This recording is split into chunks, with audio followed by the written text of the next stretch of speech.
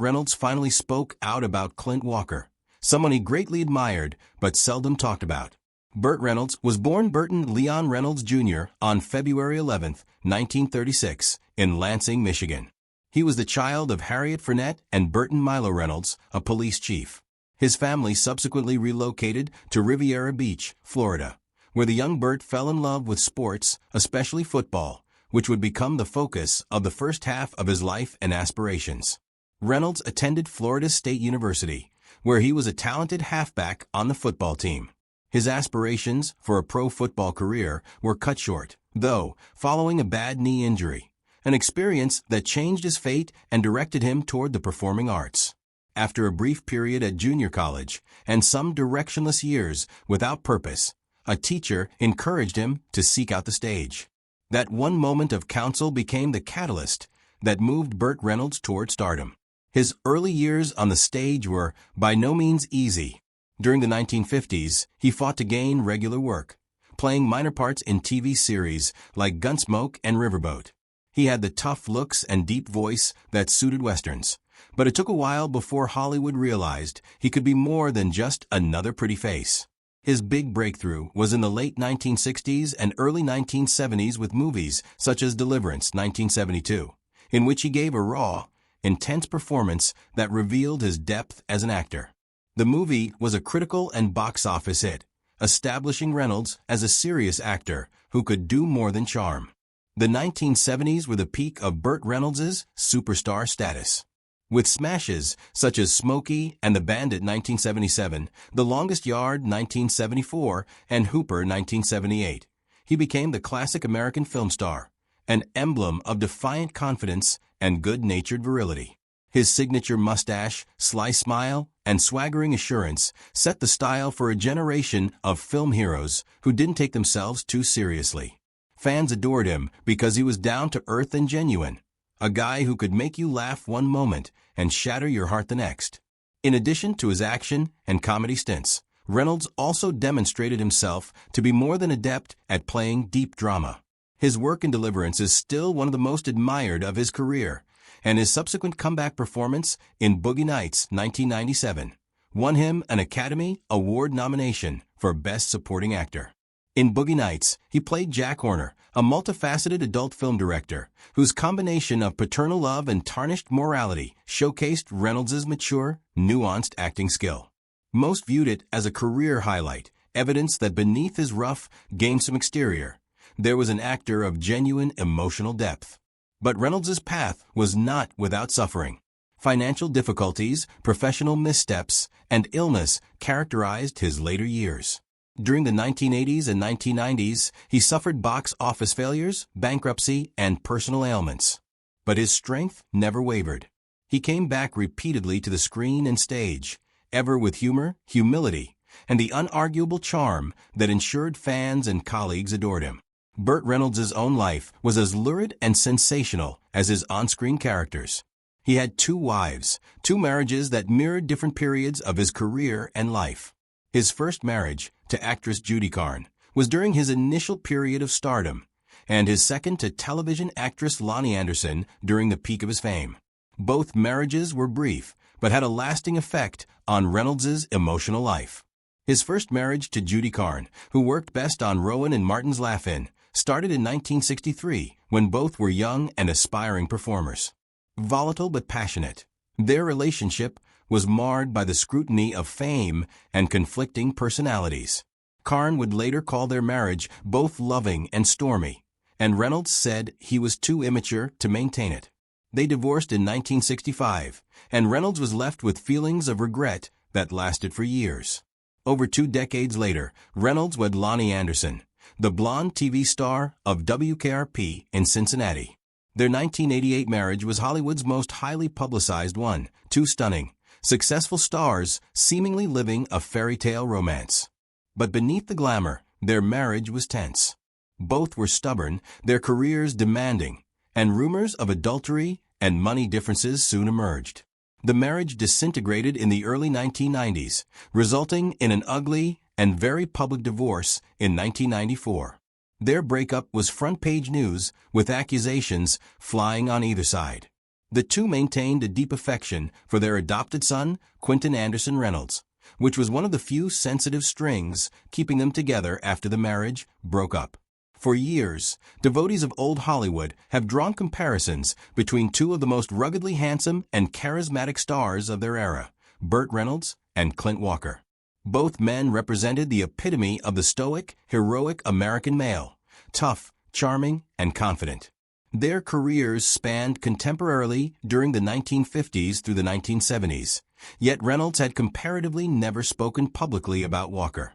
His silence generated gossip, until now. In one of his last reflective interviews, Burt Reynolds finally broke his silence on how he felt about Clint Walker, and it was a friendship based on respect and unspoken competition. In my early days, Reynolds started, Clint Walker was already a legend to guys like me. I was struggling to make a name for myself, and along comes Clint, this giant of a man with a voice that seemed to emanate from the Rockies. I recall seeing him on Cheyenne and thinking, that's what a cowboy looks like. Reynolds confessed that watching Walker reign supreme on television during the 1950s left an indelible mark on him. While Burt was scrambling through guest shots and minor roles, Clint was already a major TV star for Warner Brothers. Walker was the model that Reynolds aspired to achieve, an actor who did not merely portray heroes, but lived like one.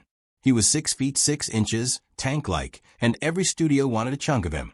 Reynolds told it this way, I'll be honest, I envied him a little at the time.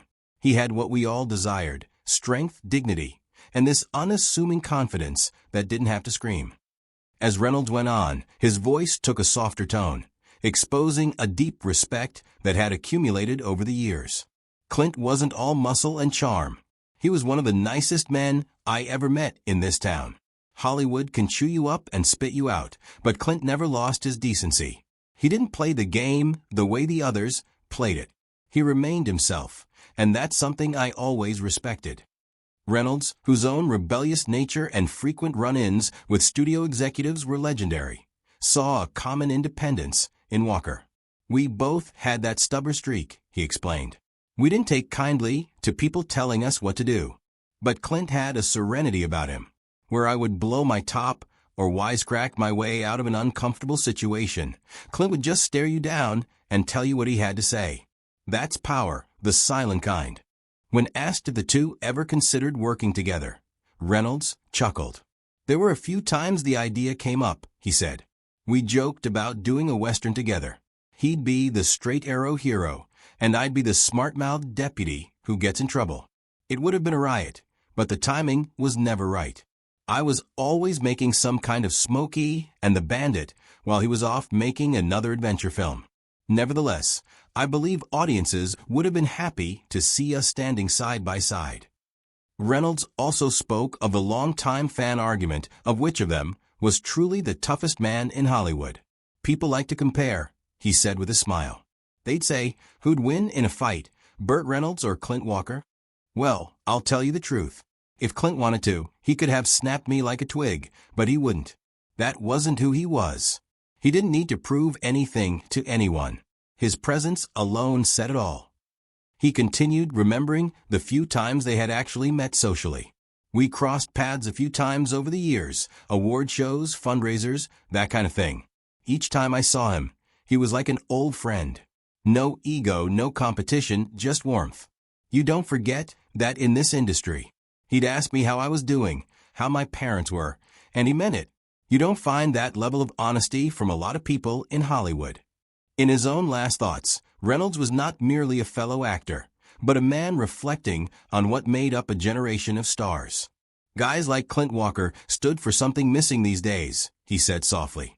He was a man's man, yet a gentleman. He didn't require scandals or headlines. He allowed his work and his integrity to speak for themselves. That doesn't happen often. I believe that each of us wanted to be a little bit like Clint, firm, honest, and unyielding. Reynolds wrapped his statement in a simple reprise. Clint Walker was a one-of-a-kind kind of guy. The screen lost a genuine cowboy when he departed, and the world lost a good man. I was honored to have known him, even slightly. And if there is a heaven, I imagine he's up there riding tall in the saddle, just like always. The thing is, I actually admired him more than I ever let on. Perhaps it's time folks knew that. Burt Reynolds passed away due to a heart attack at Jupiter Medical Center in Jupiter, Florida, on the 6th of September, 2018, at 82 years old. His death was the end of an era for Hollywood, the passing of a man who had encapsulated a generation of American masculinity through his charm, wit, and rugged good looks.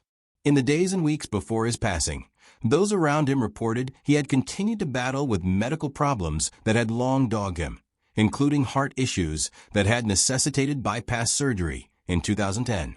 Even with his failing health, Reynolds had a positive outlook, continuing to discuss future ventures and the affection he bore for acting, something that had never diminished despite 6 decades in the business. When the heart attack hit, it was a surprise to fans worldwide, many of whom had grown up watching him in favorites such as Smokey and the Bandit, Deliverance, and Boogie Nights. He died peacefully in the Florida town he had lived in for years, a place he loved for its tranquility, sunshine, and remoteness from Hollywood's frenzy. Reynolds' funeral was conducted with dignity and tact, as he had wished to be left alone in death, much as he had wished to be left alone in his later life. His ex-wife, actress Lonnie Anderson, and their adopted son, Quentin Reynolds, took charge of organizing a private memorial service. Despite the turbulence that had once characterized Burt and Lonnie's marriage, Anderson put aside the past to ensure that Reynolds received a farewell worthy of his legacy. Their marriage had been the focus of fierce tabloid scrutiny throughout the 1980s and early 1990s, but both by the time of his death were at peace and respected each other. Anderson said he wanted the service to be in keeping with Reynolds' personality, uncomplicated, genuine, and personal rather than a lavish Hollywood spectacle. The private memorial service was held on September 20th, 2018, in a North Palm Beach funeral home, where friends, relatives, and a handful of former coworkers from his movie and TV career attended. They remember the actor as being kind, prank-loving,